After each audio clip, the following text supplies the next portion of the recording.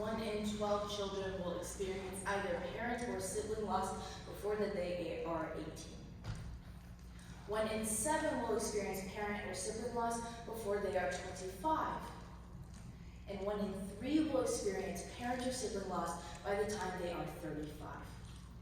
These are ghastly and awful statistics, and they show that the immense reality of the world of grief that we live in.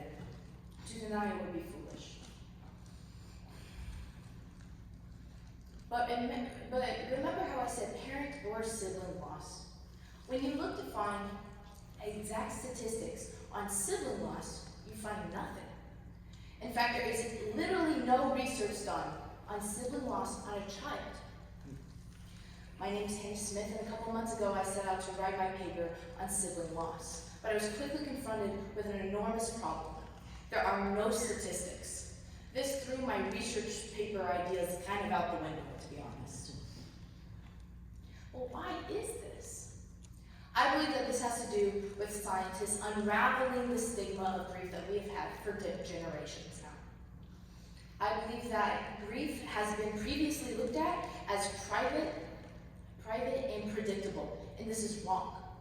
When I say grief is private, y'all may say, no, Hannah, remember the public displays of feasts and celebrations that they had?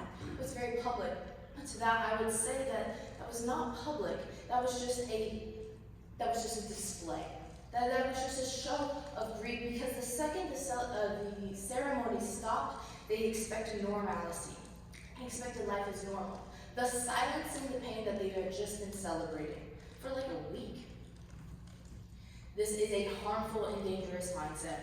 This shows that it is not okay to be okay, actually. You're allowed to not be okay for 1 week, and then you must go back to normal. There has been many, many developments and very, very many improvements when it has come to that mindset, which is something I am grateful for. But as we began progressing, we began theorizing, and that led us down another path. The grief is predictable path. In 1969, a book called On Dying and Death was published. And in it displays the very clear-cut 5 stages of grief. Denial, anger, bargaining, depression, and acceptance. I wish grief was as easy as 5 steps, but it's not. Grief is not one size fits all or 5 steps fits all. Grief, each person's struggle with grief is individual and different, and holding the individual struggle up to a standardized example can be harmful to everyone involved. So, after dissecting the history behind how did we get here with this enormous gap in terms of research, I decided to turn my thesis into something much more practical. The proper way for siblings to cope after the loss of a sibling is through family bonding, community therapy, and life enrichment.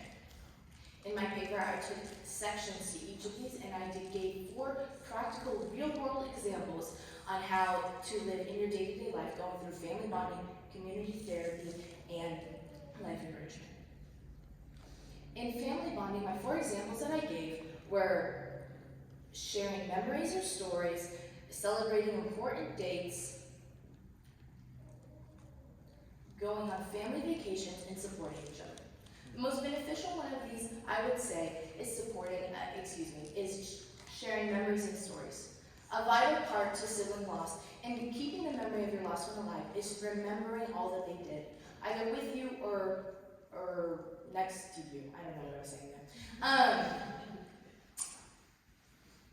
And that is going to be beneficial to hear from your family, from the people who are closest to the sibling you lost. Going on into community therapy, my 4 examples that I gave were support groups, implementing cognitive behavioral therapy, focusing on mindfulness exercises, and participating in group activities. Now, a lovely way that these can be taught and directed is through a bereavement center. There are innumerable across this country, and they are all fully equipped with not only the facility, but the staff to give back to those who are bereaved in their individual ways. Finally, for life enrichment, I went through physical activities, creative activities, spirituality, and volunteering. Now, I do admit that these are good for normal life as well. Like, you do not have to be bereaved to go to a gym. But the benefit of doing that when you have a sibling loss is that you tether your physical body to the present moment, a sensation that is often lost after the death of a close relative. In conclusion, losing a sibling is a monumentous occurrence, and this has been true throughout history. However, and we have made so many improvements in terms of our mindset when it comes to grief, but there is so much more that can be done specifically in research, because if we research more throughout all the aspects of sibling loss, then the future generations that come, because this problem is not going to disappear, is going to have a much easier, a much more manageable, and a healthier grief journey. Thank you.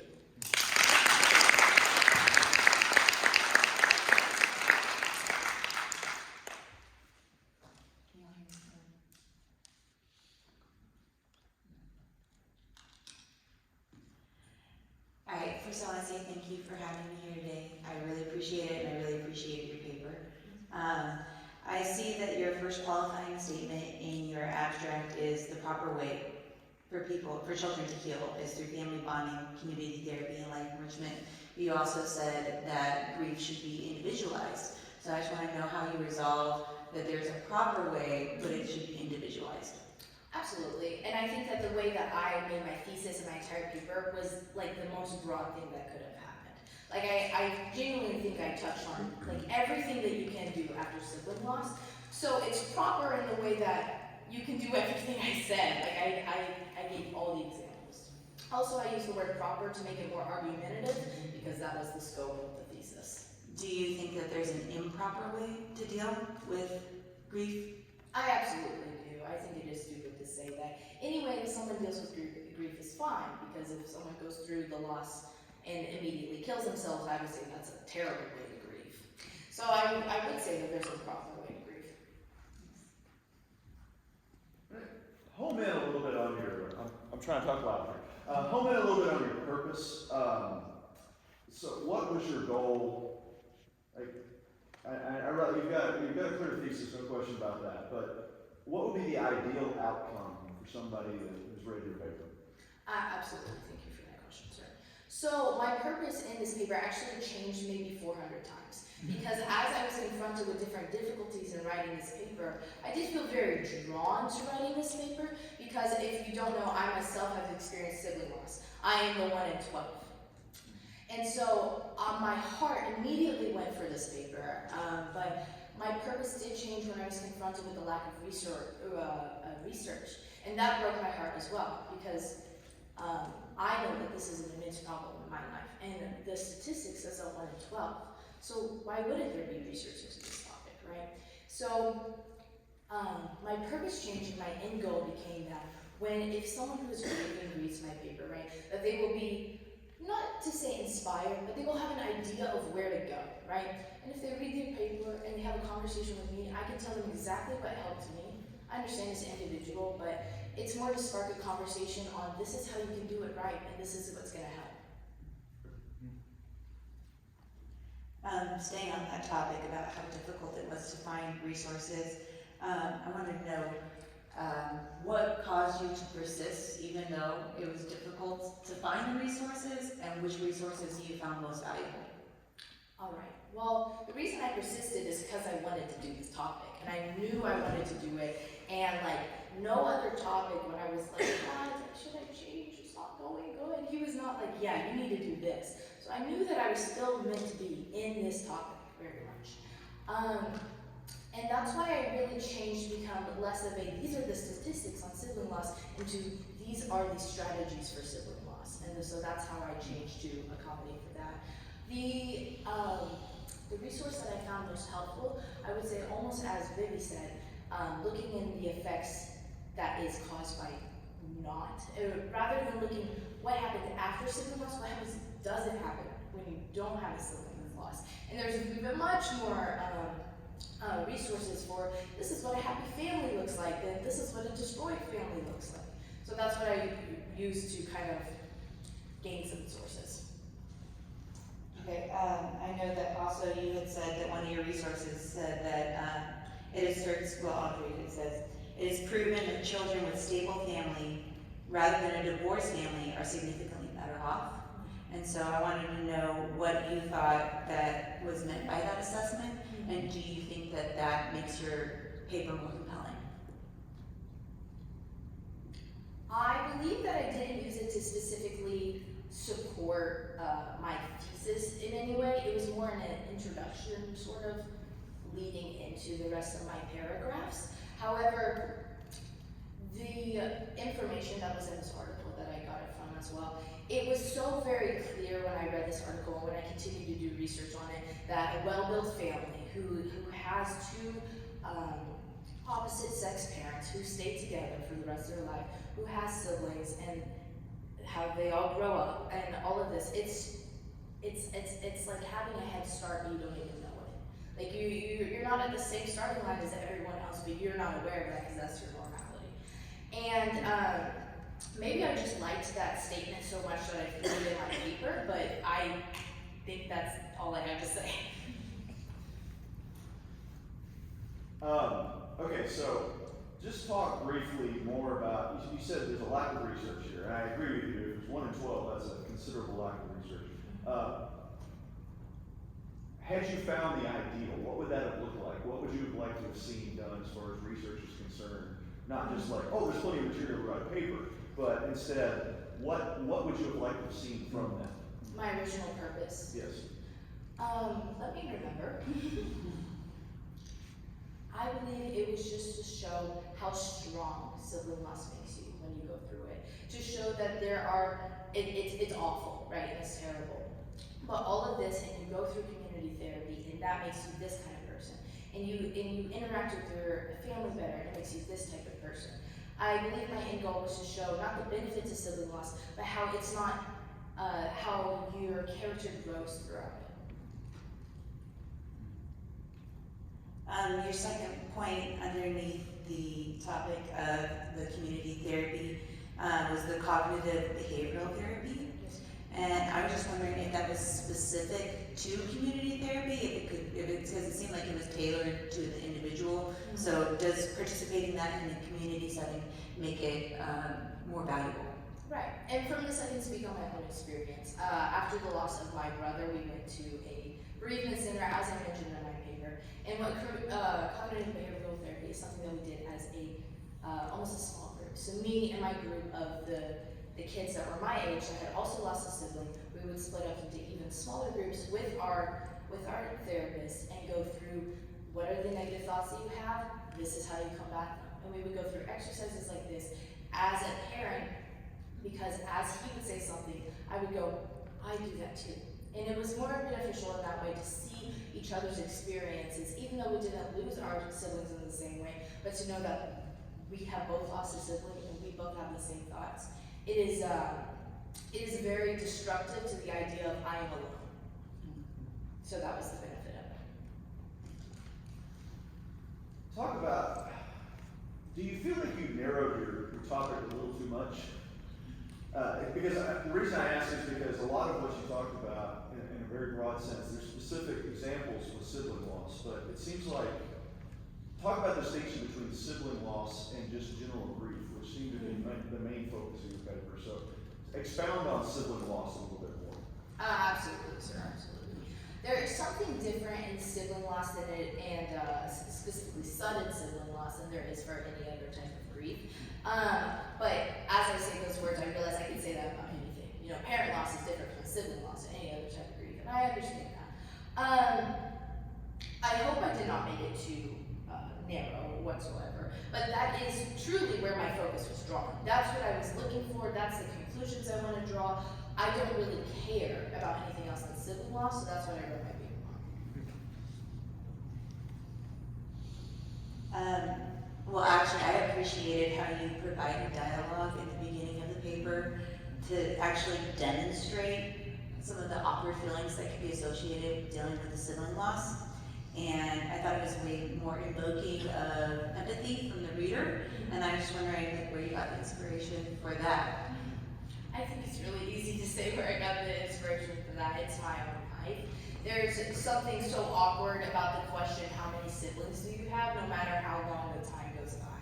It's a question that I always have to assess who I am talking to know the answer.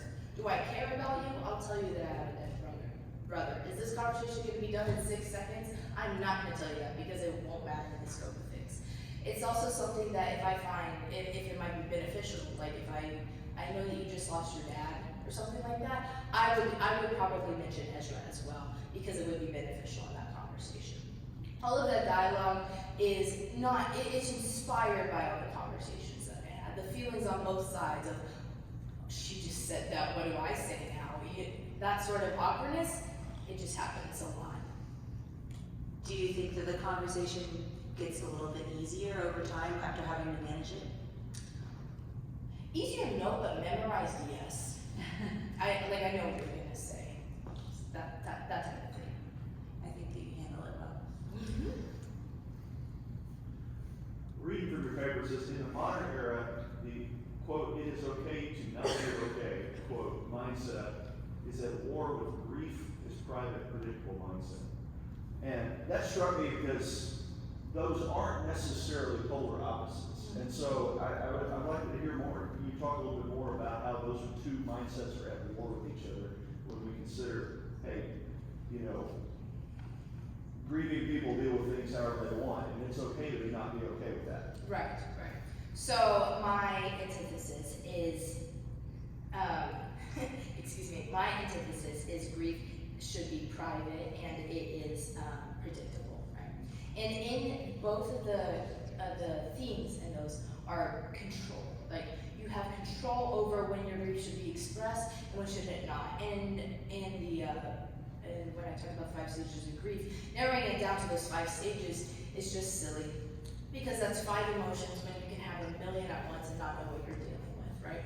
So more of broader than it's okay to not be okay, the idea is it's okay to not be okay when you're in the grocery store and something just hit you. It's okay to not be okay when you're just like walking to a room and you're like, whoa, that smells the way I was last with Ezra. So more like the idea of grief is really unpredictable and really uncontrollable and it can hit you out of nowhere rather than keep that behind closed doors. You know how to deal with it. There's 5 steps. What step are you on? Those two I do find very much at war with each other. And you go on to talk about in the same passage there, do you think that a grieving child, somebody's grieving due to the loss of a sibling, they should be forced to share, to talk, to have to hold them down and make them share? Or what do you No, I wouldn't think that. I don't think that we should tie children down and get them to share. I don't mean literally, but There's something about having the environment of, specifically with community therapy, I cannot overemphasize the bereavement center and what it did for me. Being around kids that were my age that had experienced sibling loss as well, not in the same exact ways, but we had all not had siblings. And we all had siblings and lost them, I mean to say with that. And it did not matter what we were doing, if we were playing soccer, if we were making sand art, if we were in a therapy session, the idea that we have all gone through the same loss just instantly opened us up. Like it's not just for me, for everyone else, it just made us more comfortable with each other. And so that I would say was my first step to being okay with my grief in a public environment, to where I'm with people that haven't lost a sibling, but I'm still okay and I'm still open to share. So I do not think we should tie children down and get them to confess all their deepest, darkest feelings. But putting them in an environment where that is not only normal, it's acceptable and it's okay, all of that sort of thing, where you're just eating dinner, but it's okay, all that sort of stuff, it's just so beneficial. The impact of it, I would love to be studied because I know how good it is. presence and opportunity versus any kind of, okay. Absolutely. I make sure I understood that. Yes, sir. On your third point in the section titled Life Enrichment, you said that religions such as Christianity, Islam, Hinduism, Judaism, and Schism can have a sense of meaning, or can give a new sense of meaning and purpose, but can also provide emotional stability. And I was wondering, I know that some people may find that their grief causes them to become angry with a higher power, or even struggle with the existence of a higher power that could let something like that happen. And I was wondering how you might address that with somebody who, when they were going for the life enrichment, would be blaming God for their pain. Absolutely. One of the ideas that I wanted to struggle with in my antithesis was that grief is a punishment for sin. I ended up not going that route, but when I was discovering all of, not necessarily my research, but these theologies behind it, it was very, it all came from a place of anger, when you think of that. And anger is very short-sighted. It's not an emotion that can see the whole picture at once, because it is so spur of the moment, right? And when you take anger and you take it over a long period of time, it just, it dilutes you, and it clouds your vision. So my response is someone who would be deluded and clouded in anger and towards any other higher powers that they believe in would, in my experience, I also was very angry for a long time. And the way that I was brought out of it, again, is all of the other things that I laid out in my paper, all of the other creative activities and physical activities and my community therapy. So having a short-sighted person who is going through life only thinking about how angry they are at God, I would, if I don't want to tackle that straight on, I would encourage them to look through all the other benefits of therapy and like everything else, because I believe it will broaden their vision too much, their anger would dissipate, because that's what happened in my life. It doesn't have to be the same for everyone else, but you said me, so that's where I would start.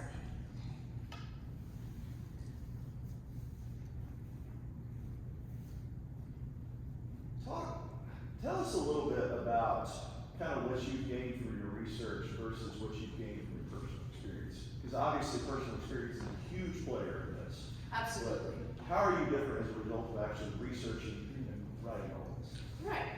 So I would say the parts that I was most impassioned by in my papers was my parts that I stated at the beginning of my speech. The fact that there is no research, which is just not a fact that I can overlook or overemphasize. There's just no research whatsoever. And that was very passionate to me, and because I had always assumed it was out there, but I didn't know it. It was out there, but it was never conveyed to me. It's just stuff like that. And then also the idea, the still present idea that grief should be private, and that the 5 stages of grief is something that is used in pop culture. It's a very prevalent idea in our minds. So those things were very passionate and passionate to me. And that's really what I took away from this paper as like what I learned. I learned about the gaping hole. I learned that there is still this idea of grief that is not, that I wasn't aware of because it wasn't how I viewed grief, right? So I would say when I did switch my purpose, there was a good amount of personal experience that did come into it, but I was so gladdened to see all of these examples of life enrichment and community therapy in my first one. All of that my parents had implemented in me from the beginning of our grief journey. And that was very encouraging to me to see that, oh, we did it the right way. Oh, we did it the proper way. And that's why I'm on the other side of it, right? So that's that. Very similar to his question, I was just wondering, does grief ever stop? No, it does not. So then was researching and articulating helpful for your personal healing process when you're doing this paper? I would say yes, to be very clear up front that my way of dealing with my grief is to never acknowledge it or speak about it or mention it at all. And that's not healthy or good. And so when I chose this paper, it actually forced me to think about it all the time. Throughout the months that I was writing my paper, making my thesis, going, what do I believe about this? I had to look at my own grief, at my own walk, and I do believe that there was some healing, there was some, not necessarily changes, but there was just some steps that were taken in a good direction. And then I wanted to know if there was any coping mechanisms, like I thought that the family vacation was amazing, and I'd never thought about that, that how taking a family vacation and family bonding at a time of grief would be beneficial, and I was like, that's amazing. So I was just wondering if there's any coping mechanisms that you learned in this paper that you hadn't thought of or hadn't experienced before. I would say, and this is like a strange one, but the breathing techniques and the mindfulness exercises that I learned about.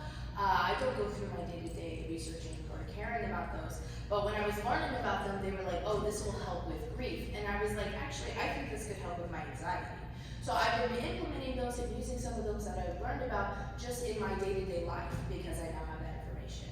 But going back to the family vacations, the two that I loved most, I mean, I loved everything about my family bonding paragraph because it was so personal to me.